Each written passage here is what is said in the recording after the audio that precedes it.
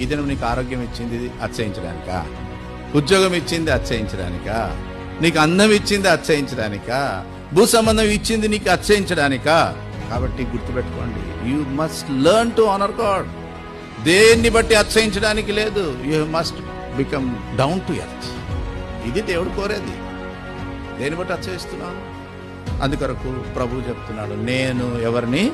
సాత్వికుడను. నన్ను వెంబడించేటువంటి మీరు, నాందు విశ్వాసం ఉంచినటువంటి మీరు ఏం చేయాలంటే, నేను సాత్వికుడను దీన మనసు గలవాడను గనుక మీ మీద ఏం పెట్టుకోవాలి? నా కాడి పెట్టుకోండి. ఈ కాడి ఉంటే నేను దీనుడిగా ఉంటాను.